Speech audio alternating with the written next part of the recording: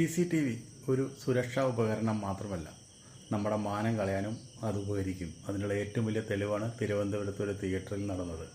തിരുവനന്തപുരത്ത് കമിതാക്കളായ 2 പേര് സിനിമാ തിയേറ്ററിൽ ചെന്നിരുന്ന് കാട്ടിക്കൂട്ടിയ എല്ലാം ആ CCTVയിൽ പകർത്തി.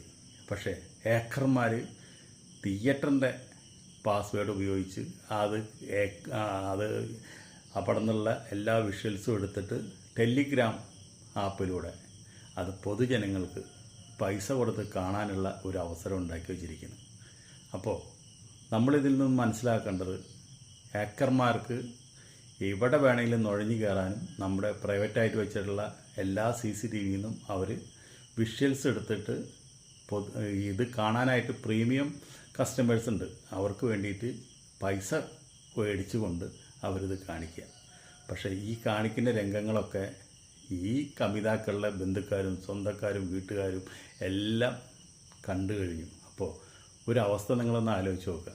ഇതിൽ നിന്ന് നമ്മൾ മനസ്സിലാക്കേണ്ടതെന്ന് വെച്ചിട്ടുണ്ടെങ്കിൽ, നമ്മൾ എന്തെങ്കിലും ഒരു സ്ഥലത്ത് CCTV വീട്ടിൽ വയ്ക്കുകയായാലും അതുപോലെ നമ്മുടെ ബിസിനസ് സ്ഥാപനത്തിൽ വയ്ക്കുകയായാലും നമുക്ക് പെട്ടെന്ന് ഓർമ്മിച്ചെടുക്കാൻ വേണ്ടിയിട്ട് നമ്മളൊരു പാസ്വേഡ് വയ്ക്കും. ആ പാസ്വേഡാണ് നമുക്ക് വില്ലനായി മാറുന്നത്.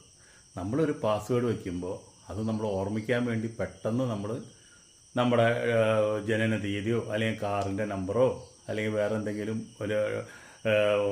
പെട്ടെന്ന് 1 2 3 4 5 അങ്ങനെ കുറേ സംഭവങ്ങൾ വെച്ച് കഴിഞ്ഞാൽ ഹാക്കർമാർക്ക് നമ്മുടെ ഇവിടെ വേണമെങ്കിലും നുഴഞ്ഞു കയറാനായിട്ട് എളുപ്പമാണ്. അപ്പോൾ അതുകൊണ്ട് നമ്മൾ ഒരു പാസ്വേഡ് വയ്ക്കുമ്പോൾ ശക്തമായിട്ടുള്ള ഒരു പാസ്വേഡ് വയ്ക്കണം. അല്ലെങ്കിൽ ഇങ്ങനെ നമ്മുടെ പല വിഷ്വൽസുകളും പല സൈറ്റുകളും അശ്ലീല സൈറ്റുകളിലും നമുക്ക് കാണേണ്ട സ്ഥിതി വരും. അപ്പോൾ അത് തന്നെയാണ് ഇപ്പോൾ ഇവിടെ തിരുവനന്തപുരത്ത് ഉണ്ടായത്.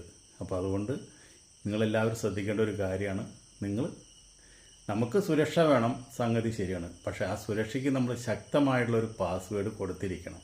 അതാണ് ഇതിൽ നിന്ന് നമ്മൾ മനസ്സിലാക്കേണ്ട കാര്യം. ഹാക്കർമാർ എന്ത് വില കൊടുത്തും ഓരോ ഭാഗത്ത് ഇത്രയോ CCTVകൾ വരുന്നു, അവിടെ എല്ലാം നുഴഞ്ഞു കയറാനായിട്ട് അവർ എല്ലാ സജ്ജീകരണങ്ങളും കൂടിയാണ് അവർ കാത്തിരിക്കുന്നത്. അപ്പോൾ അതുകൊണ്ട് എല്ലാ പൊതുജനങ്ങളും പ്രത്യേകം ശ്രദ്ധിക്കുക. നമ്മളിങ്ങനെയുള്ള സിനിമാ തിയേറ്ററിലോ അങ്ങനെയുള്ള സ്ഥലങ്ങളിലൊക്കെ പോയാൽ പണ്ടത്തെ പോലെ ബാഹ്യലീലകൾ അവിടെ ഇരുന്ന് കാണിക്കാണ്ടിരിക്കുക. ഇനിയിപ്പോൾ ഭാര്യ ഭർത്താക്കന്മാരായാലും ബാഹ്യലീലകൾ കാണിക്കാണ്ടിരിക്കുക. കാണിച്ചാൽ ഇന്നല്ലെങ്കിൽ നാളെ അത് അശ്ലീല സൈറ്റുകളിൽ ജനം കാണും. ആ സ്ഥിതിയിലേക്കാണ് ഇപ്പോൾ വരുന്നത്. സിനിമാ തിയേറ്ററിൽ മാന്യം മര്യാദയായിരുന്നു സിനിമ കാണുക, അതാണ് ഏറ്റവും നല്ല കാര്യം.